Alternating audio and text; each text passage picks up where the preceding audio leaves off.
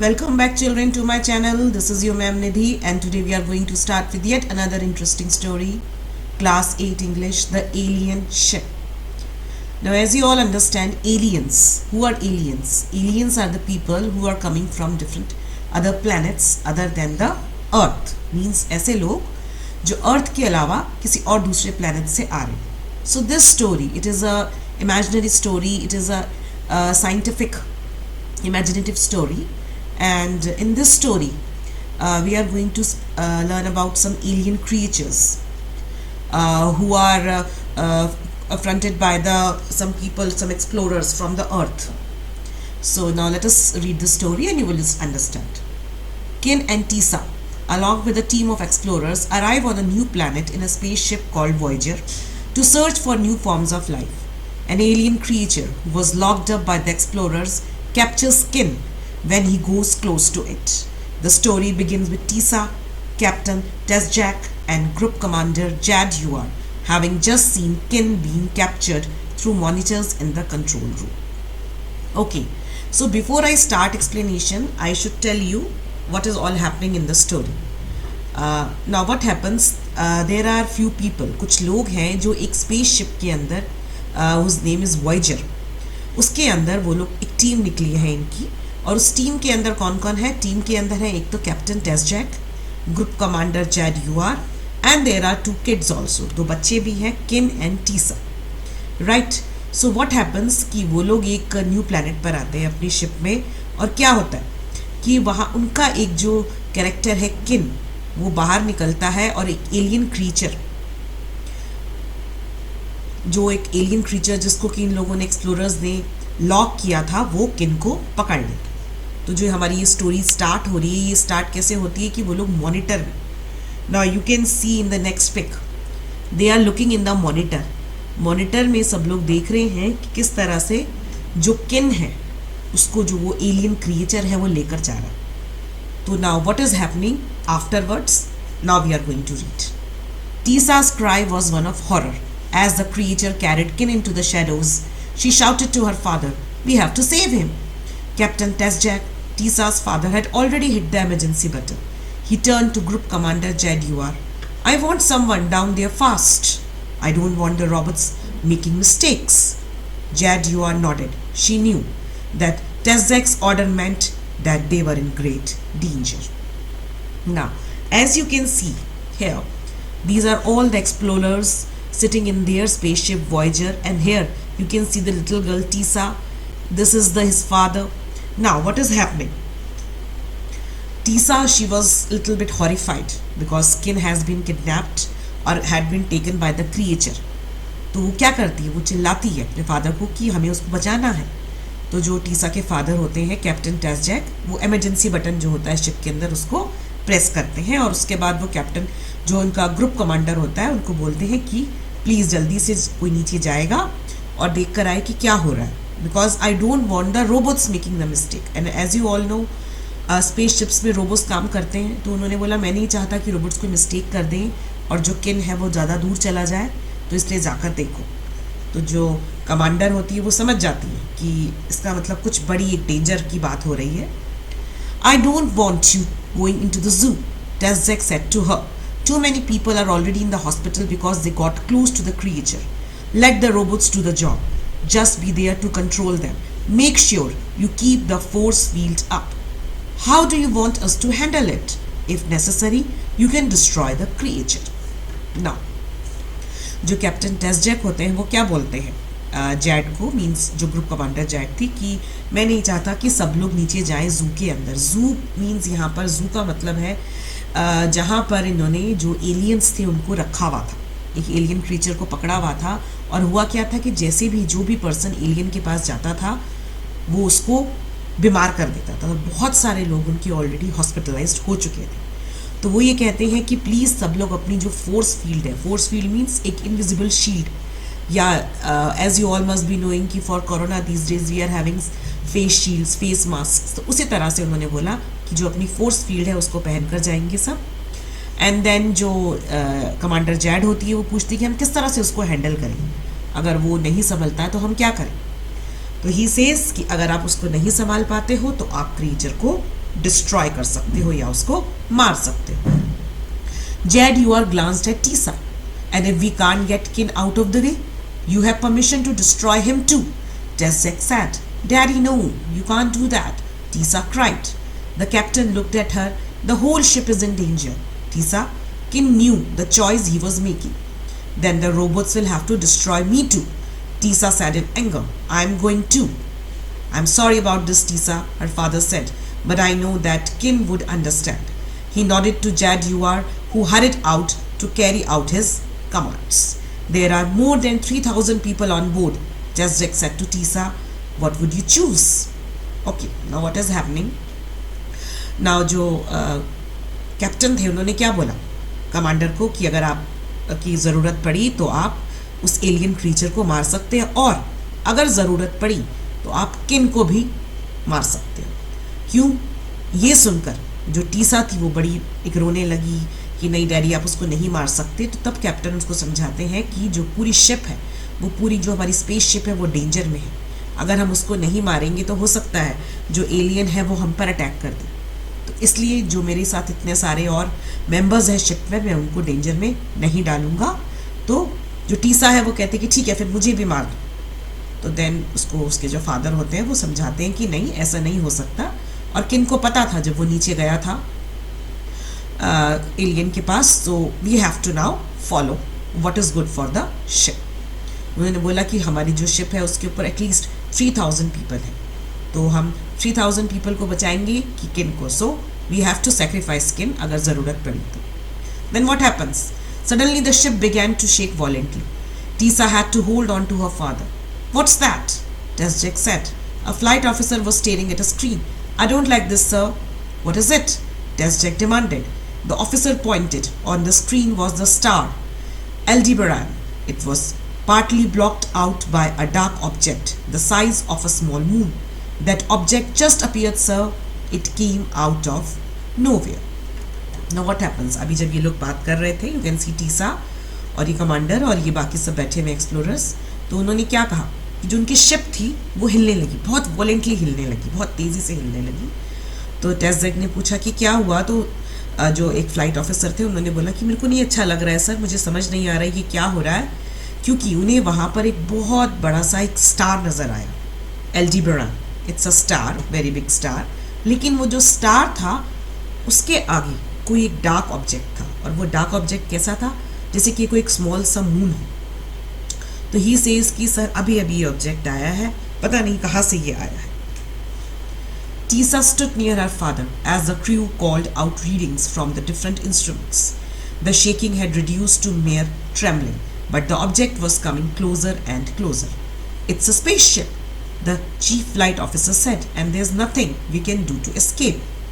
Tisa took her father's hand as they watched it.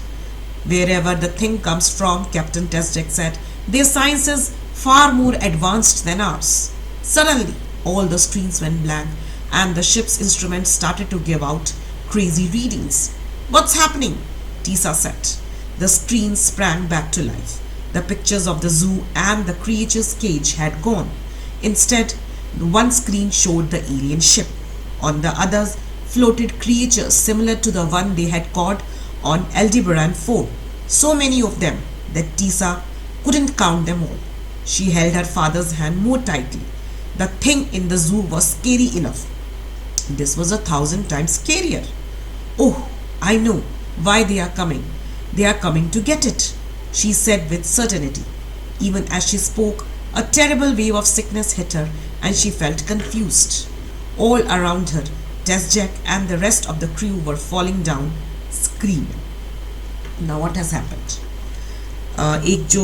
एक object आ रहा था जिसको कि जो ऑफिसर था उन्होंने देखा था अपने मॉनिटर के ऊपर.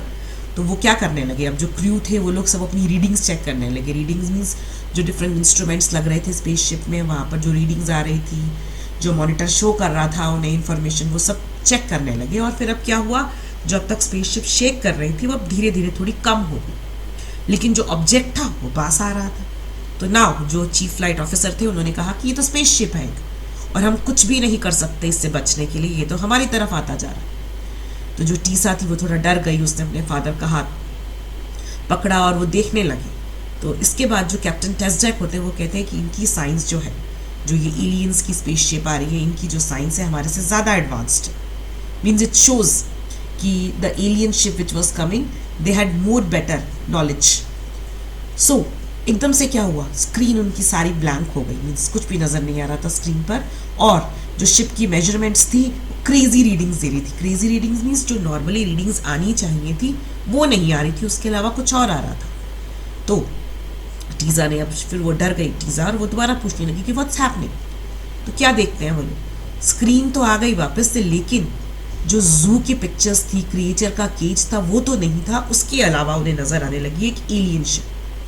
और बाकी जो स्क्रीन्स थी उनके ऊपर क्या नजर आ रहे थे, उन्हें और ज्यादा क्रिएचर्स नजर आने लगे. जो एक क्रिएचर उन्होंने पकड़ा था एल्डीबरान 4, यानी कि जो एक ये हमारा ये एलियन प्लैनेट था जहां से उन्होंने पकड़ा था, उसी के जैसे बहुत सारे और एलियंस उन्हें नजर आने लगे. और इतने सारे थे कि जो टीज़ा थी वो काउंट भी नहीं कर सकती थी. और जो उन्होंने एक एलियन पहले पकड़ा था वो बहुत ज़्यादा स्केरी था, डरावना था.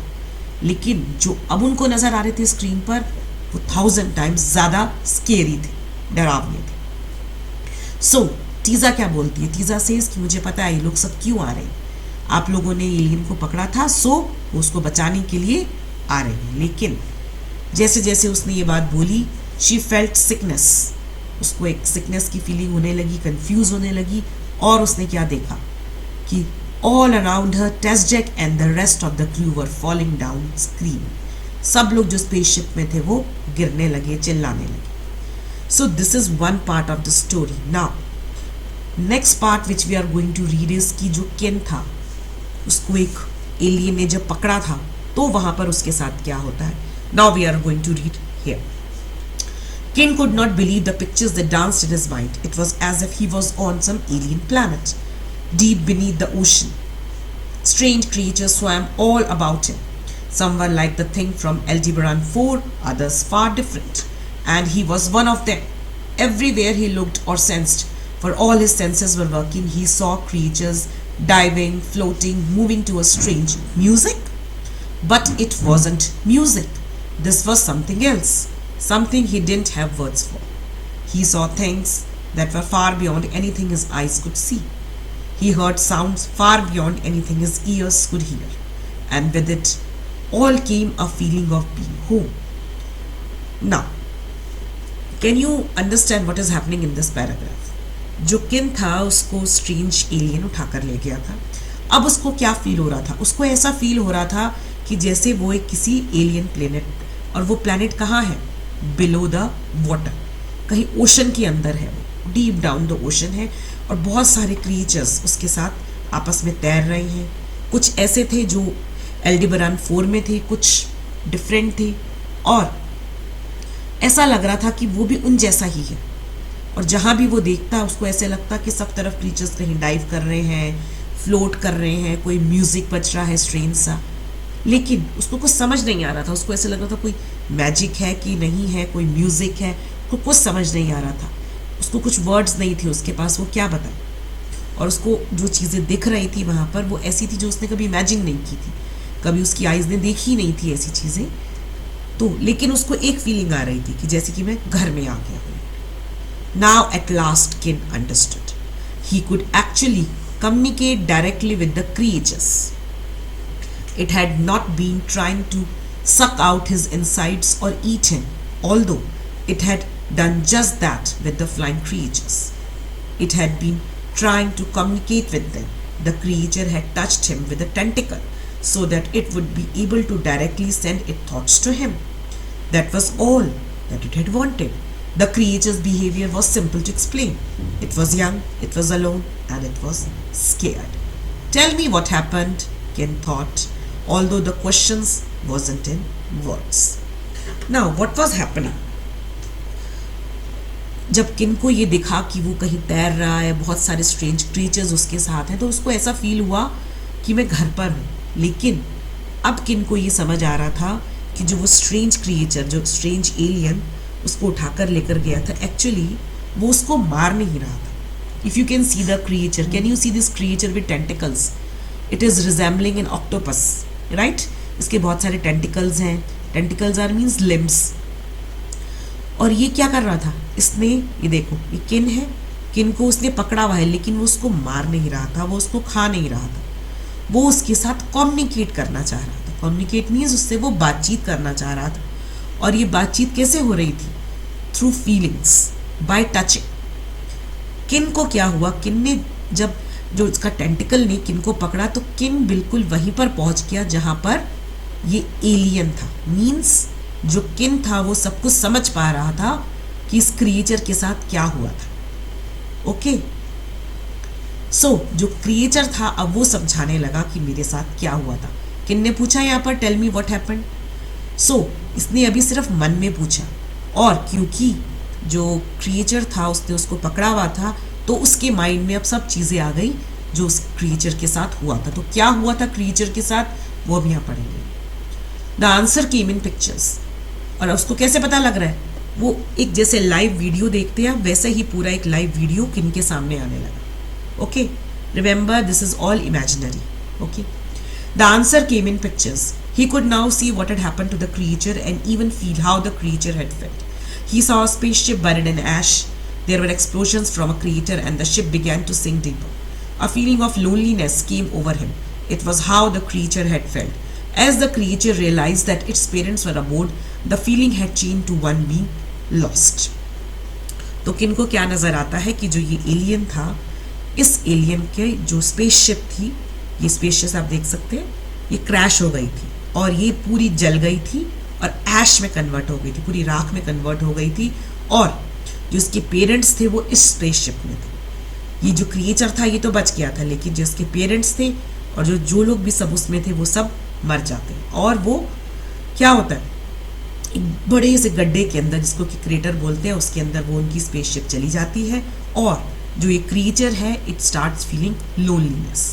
तो तब किन को रियलाइज होता है कि जैसे मैं लोनली फील कर रहा हूँ ऐसे ही जो ये एलियन क्रिएचर है ये भी बहुत लोनली फील कर रहा है, because his parents and his crews and his other people they have been died in the spaceship. It was as if Kin had become the thing. He wandered near the forest. Creatures flew out of the sky to attack him. They came again and again. He caught them for food, sucking out their insides, although he hated the taste. Then he found the cave. Its darkness felt safe. Now, ये जो आप सब पढ़ रहे हैं ये क्या है, ये जो क्रिएचर ने फील किया था जब क्रिएचर की जो स्पेसशिप थी वो क्रैश हो जाती है, तो उसके साथ क्रिएचर के साथ क्या होता है वो सब कुछ किन को नजर आ रहा है और वो किन खुद से फील कर रहा है. तो क्या पता लगता है कि जो क्रिएचर था वो बेचारा अकेला था, फॉरेस्ट में भटक रहा था, जो क्रिएचर्स थे उनको वो मारकर खा रहा था, उनका सक कर रहा था, उसको टेस्ट अच्छा नहीं लग रहा था, but still to survive he was eating them. और फिर उसको एक केव नजर आई, वो एक केव में चला गया. He was there for a long time. The hot air and the falling ash were difficult to bear, but the feeling of loneliness was the worst. He just wanted to be home. Home was a deep, safe ocean. He called and called, sending out signals, hoping the other creatures would come. Then the strange metal things arrived and entered his cave. He tried hard to communicate with them, but they just did not understand. Their brains were just machines. Instead, they shot things that caused pain, so he destroyed them. Okay, so what happened, वो जब केव में था तो केव में चारों तरफ भी hot air थी और ऐश जो उसकी स्पेसशिप के थे वो सब आ रहे थे, लेकिन उसको जो फीलिंग ऑफ लोनलीनेस थी वो सबसे ज़्यादा बुरी फील हो रही थी. वो चाह रहा था कि मैं घर चला जाऊँ अपने, और उसका घर क्या था, ओशन. और वो अपने आप से सिग्नल सेंड कर रहा था कि कहीं कोई आ जाए उसको बचा के ले जाए. लेकिन क्या होता है उसके पास क्या आती है केव के अंदर, कुछ स्ट्रेंज मेटल थिंग्स. यहाँ पर क्या है, स्पेसशिप्स. और ये किसकी स्पेसशिप्स थी, स्पेसशिप्स थी जो ह्यूमंस आए थे. वो ह्यूमंस इसके पास आए जा रहे थे और उसके लिए तो ये जो स्पेसशिप्स थी ये सब मशीन्स थी. ओके, तो वो उनको शॉट डाउन कर रहा था, उनको पेन दे रहा था, इसीलिए वो सारे बीमार होते जा रहे थे. The silver things that followed them were different. They made noises together speaking. अब उसके बाद सिल्वर थिंग्स आए. सिल्वर थिंग्स मीन्स जो एक्सप्लोरर स्पेसशिप में थे उसको वो सिल्वर थिंग्स बोल रहा था. स्पेसशिप्स तो वो लोगों को डिस्ट्रॉय करे जा रहा था, लेकिन जब वो एक्सप्लोरर्स आए उसके पास बहुत शोर मचा रहे थे, स्पीक कर रहे थे. नॉइज़ बजाने का मतलब वो लोग बात कर रहे थे. and he could sense their thoughts. They were not thoughts he understood, but still they were thoughts. He picked up one of them, wanting to communicate with them. He only wanted them to take him home. However, the thing screamed at his touch and his thoughts froze in fear. The young one, communicate with the young one. There was a smaller creature among the silver-suited things. It must be a child too, he thought. Now what had happened? जब spaceship से जो astronauts उतर कर आए तो क्या हुआ? वो जो आपस में बात कर रहे थे वो उसको नॉइज लग रहा था और उसको कुछ समझ नहीं आ रहा था ये क्या हो रहा है. वो चाहता था कि वो उनमें से किसी को एक पकड़ कर उनकी थॉट्स जाने, क्योंकि उसके अंदर ये पावर थी कि वो किसी को भी टच करके उनकी थॉट्स जान सकता था. और वो ये चाहता था कि वो उसको घर ले जाए, लेकिन जब भी वो किसी को टच करता वो सब चिल्ला देते और इस वजह से जो उसकी थॉट्स थी वो फ्रीज हो जाती थी. तो फिर उसने किसको देखा? उसने किन को देखा था. तो उसने कहा कि अरे ये तो छोटा बच्चा है, ये भी चलो अलग सा लग रहा है, अलोन सा लग रहा है, तो मैं इसको ले जाता. इसीलिए वो किन को पकड़ कर ले जाता. Now Kin saw himself through the creature's eye. तो अब किन को सब कुछ समझ में आ गया कि क्यों ये क्रीचर इसको उठा कर लाया था. And he understood something very important. To communicate through thoughts, people's minds need to be open, ready to accept new and strange things. If not, if they tried to defend their minds against outside thoughts, then they could be hurt. That was what had happened to his parents and all the others. So, अब किनको सबको समझ में आने लगा कि जो ये क्रिएचर है, ये क्रिएचर सिर्फ चाहता था कि मैं एक दूसरे की बात समझूं, और समझने के लिए जो आपकी माइंड है, दे शुड बी ओपन. ऐसा नहीं कि आप डर जाएं और एक दूसरे का नहीं समझें. You must be ready to accept new and strange things. और अगर आप न्यू और स्ट्रेंज थिंग्स को एक्सेप्ट नहीं करते हो तो आप हर्ट हो जाते. सो इसी वजह से जो उसके पेरेंट्स थे, किन के और अदर्स थे, वो डाई हो गए. Everything will be all right soon, the creature said now. Kin looked up at the great dark shape holding him. How? I have been calling, the creature replied. My people are on their way, they will soon rescue me. अब जो किन था और जो strange creature था, अब वो एक दूसरे के साथ एक फ्रेंडशिप हो गई थी दोनों में. तो जो क्रिएचर था उसने किन को बोला कि सब कुछ सही हो जाएगा थ्रू द फीलिंग्स. उसने किन ने पूछा कि कैसे होगा. तो उसने बोला कि मैं अपने जो मेरे और मेंबर्स हैं और जो पीपल हैं जो बचे हुए हैं, मैं उनको कॉल कर रहा हूँ, उनको सिग्नल कर रहा हूँ, तो जल्दी से वो लोग आ जाएंगे और वो मुझे रेस्क्यू कर लेंगे और फिर तुम्हें भी रेस्क्यू करा. So this is an extract which is taken from The Creature by Ellen Wilson. It is an imaginary story, so I hope you have all understood, and if you have liked it, please like it, share it, subscribe it. And now let us do with the questions. So, what did Captain Tesdrick do when Kin was carried into the shed? So what happened? The Captain Tesdrick, he immediately hit the emergency button. And he turned to the group commander, Jad Yuar, and he said that he wanted someone to go quickly to the place where Kin had been captured to tell the robots what to do. What was the force field? Why did it need to be up? The force field was an invisible shield for protection, and it needed to be up so that neither could people go too close to the creature, nor could the creature get out of there and harm the people. Where were the robots supposed to be? The robots were supposed to be in the zoo. How did the officer react to seeing the dark object on the screen? What was the dark object? The officer was not happy to see the dark object. He felt apprehensive of what they might lead to, and the dark object was a spaceship. Apprehensive means he was suspicious, he was not sure what the dark object will do to them. Why, according to Tisa, had those creatures come? Tisa felt that the creatures had come to get the alien creature they had captured from Aldebaran 4. What did Kin realize as he saw himself through the creature's eyes? Kin realized that to communicate, people's mind need to be open. They should be ready to accept new and strange things. And if they close their minds to outside thoughts, then they could be hurt. Then let us do the exercise B, the extract questions. So Daddy, no, you can't do that. Who said these words to whom? So Tisa said these words to Captain Tezjak. And what had Daddy just said? Who had he spoken to just before this? Daddy had just given permission to destroy Kin, and he had just spoken to Group Commander Jat Yuar. Why did Daddy make such a decision? And Captain Tezjak, he took such a decision because the whole ship, which was carrying more than 3,000 people, they could not be made in danger to save Kin. Tell me what happened. Who said these words? Kin thought these words. How did he communicate this to the listener? Kin could communicate to the listener simply by thinking about it. His thoughts were getting communicated to the creature through the creature's tentacles that was touching him. How did the person get an answer? The answer to Kin's question came in pictures. He could now see what had happened to the creature and even feel how the creature had felt. So I hope you have understood these questions. And now the last exercise, answer in detail. What had happened after the ship shook violently? So I have understood, I have made to understood you all the answers during the explanation, so you can just try them out. Mostly they are the same one.